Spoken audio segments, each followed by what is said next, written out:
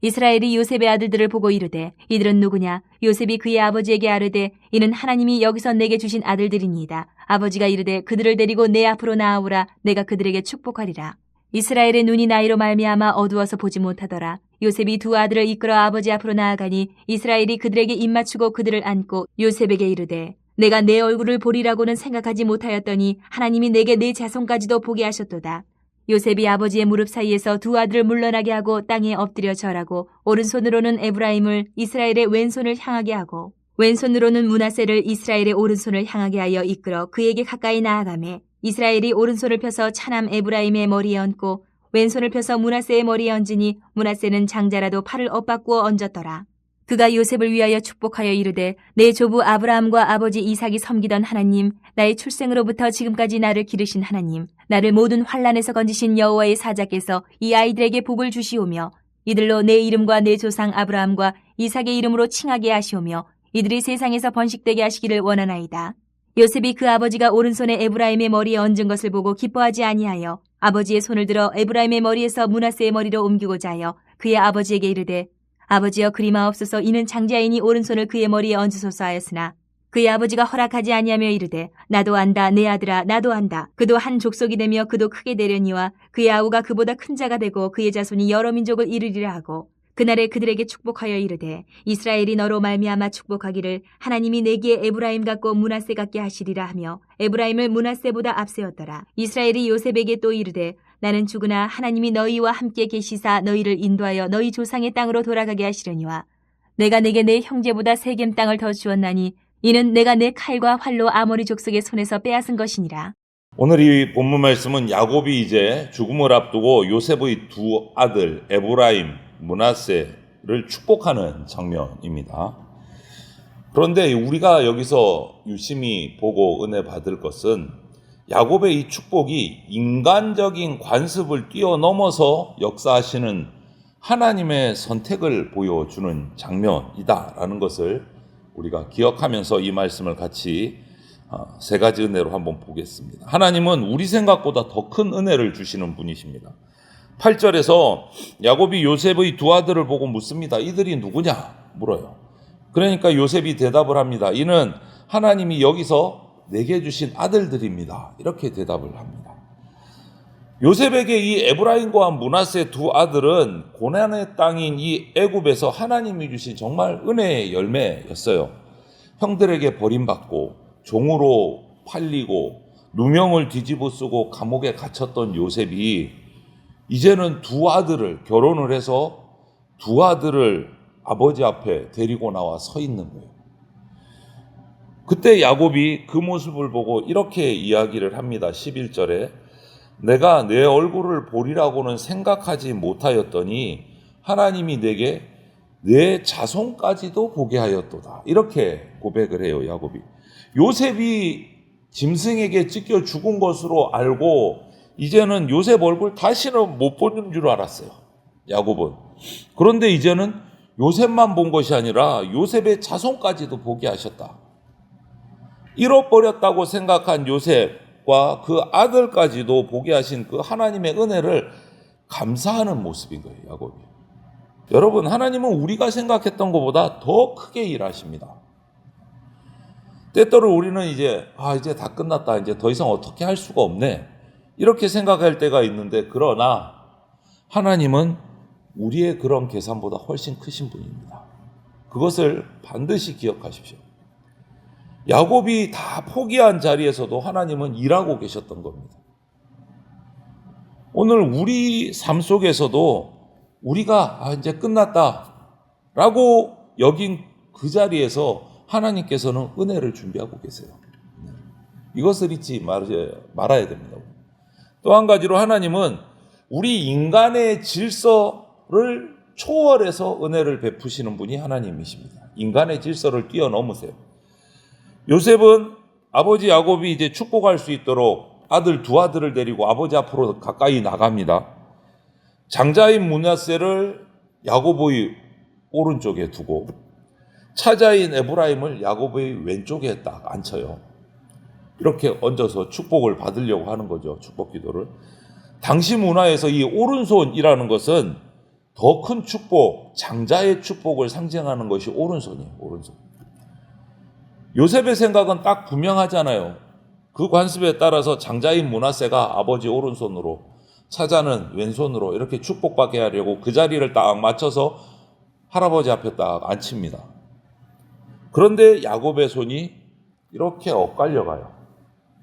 차자 에브라임에게 오른손이, 장자인 므낫세에게 왼손을 엇갈려서 이렇게 얹어요. 축복을 하는 거예요. 요셉은 그걸 보고 기뻐하지 않았다 이렇게 얘기를 해요. 그래서 아버지 손을 다시 원상복귀 시키려고 했어요. 18절에 보니까 아버지여 그리 마옵소서 이는 장자이니 오른손을 그의 머리에 얹으소서 이렇게 이야기를 했어요. 아버지가 눈이 어두워서 안 보이니까 착각하셨나 보다. 왼쪽이 므낫세 에브라임을 착각하셔서 이렇게 얹으셨나 보다 했던 것 같아요.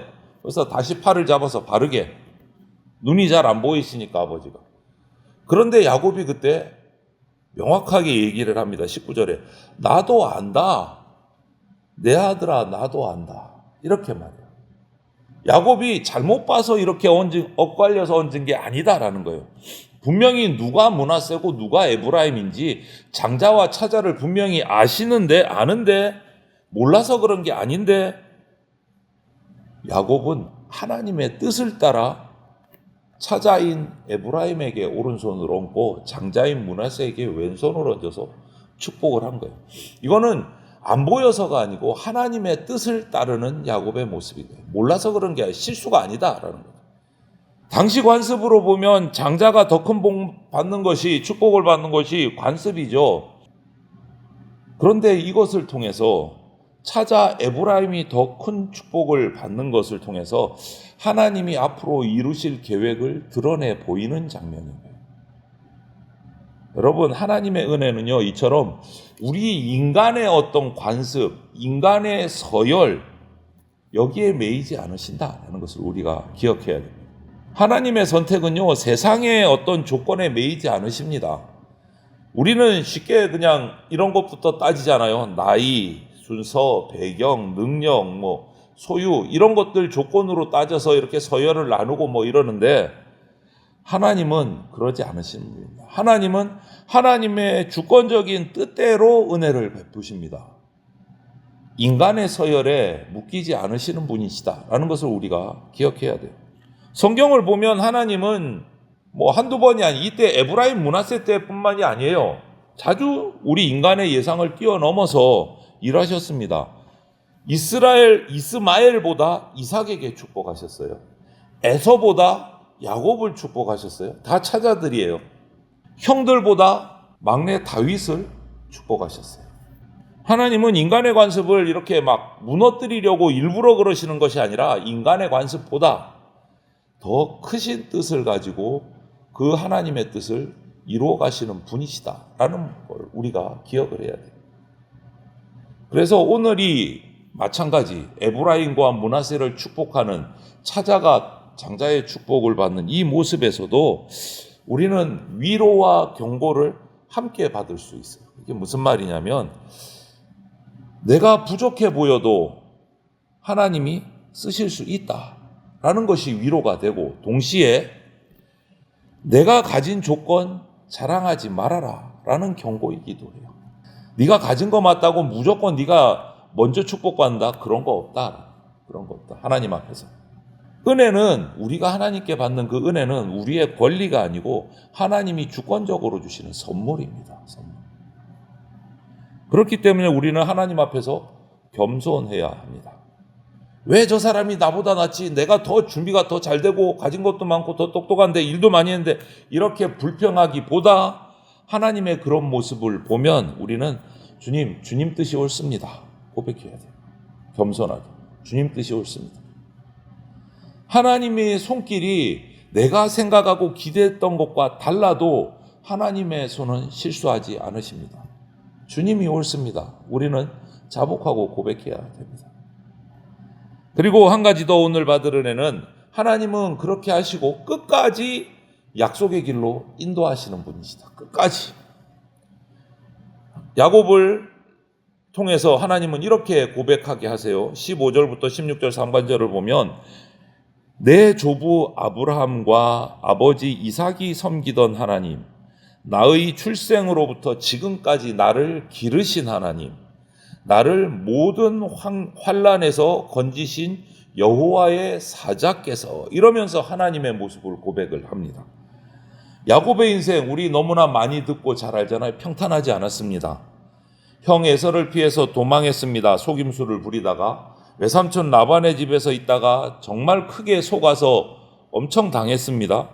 사랑하는 라헬도 잃었습니다. 요셉을 잃어버린 줄 알고 정말 긴 세월, 거의 평생을 슬픔 속에 살아왔습니다. 그런 자신의 인생을 돌아보면 참 맺힌 게 많고 우리나라 말로 한스러울 수 있어요. 야곱의 인생을 보면. 그런데 이 마지막 자리에서 야곱은 원망을 하지 않습니다. 원망을. 15절 16절 금방 읽어드린 것처럼 하나님이 나를 기르셨다. 하나님이 나를 모든 환난에서 건지셨다. 이렇게 고백을 해요. 나를 기르셨다. 나를 건지셨다. 정반대의 고백을 하는 거예요. 이 표현은 목자가 양을 돌보듯이 하나님이 자신 야곱을 기르고 보호하셨다라는 자백과 고백인 거예요. 또한 하나님은 성도를 목자처럼 돌보시고 환난에서 건지시는 분이시다라는 것을 우리가 알 수 있게 되는 장면이에요. 그리고 야곱은 21절에서 다시 얘기합니다. 나는 죽으나 하나님이 너희와 함께 계시사 너희를 인도하여 너희 조상의 땅으로 돌아가게 하시려니와, 이렇게 21절에서 이야기를 합니다. 사람은 떠나도 하나님은 함께 하십니다. 한 세대는 지나가도 언약은 계속 갑니다. 끊어지지 않습니다. 하나님의 언약. 여러분, 우리 목적지는 그래서 세상의 평안함, 야곱으로 말하면 애굽의 평안함이 우리의 목적지가 아닙니다. 하나님은 우리를 약속의 자리로 하나님 나라의 완성으로 인도하세요. 하나님 나라. 그 길에 중간중간에 환난이 있어도 목자이신 하나님이 함께 하신다라는 거예요. 야곱의 인생을 통해서, 이 마지막 인생을 마무리하는 야곱의 이 고백들을 통해서 우리가 오늘 그런 하나님을 만나야 됩니다. 하나님이 사랑하시는 성도 여러분, 오늘도 하나님의 손길을 우리가 믿고 하루를 시작하시기를 바랍니다. 그 손길이 내 기대, 내 생각하고 다르고 엇갈려 보일 수도 있지만 하나님의 손은 실수하지 않으신다라는 것을 반드시 기억하시기를 바랍니다. 하나님은 잃어버린 것 같은 자리에서도 더 큰 은혜를 준비하고 계시고 우리의 조건을 뛰어넘어서 주권적으로 축복하시고 끝까지 약속의 길로 인도하시는 분이 하나님이십니다. 야곱이 고백한 하나님이 바로 그런 하나님이에요.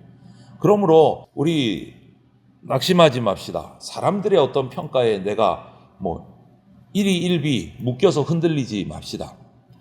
목자이신 하나님께서 저와 여러분의 삶, 가정, 교회 붙들고 계시다는 것을 믿고 온전히 맡겨야 됩니다. 우리는. 그래서 오늘 하루도 오늘 말씀에서 본 것처럼 야곱을 기르시고 모든 환난에서 건져내신 그 하나님의 은혜가 저와 여러분 가정에 계속 있기를 바라고, 엇갈린 손길처럼 우리 눈에는 보이는 그 순간에도 우리는 정신 바짝 차리고 이 말씀을 기억하고 하나님의 선하신 뜻을 붙들고 약속의 길을 담대히 걸어가는 그러한 성도들이 되시기를 주님의 이름으로 축원을 드립니다. 아멘.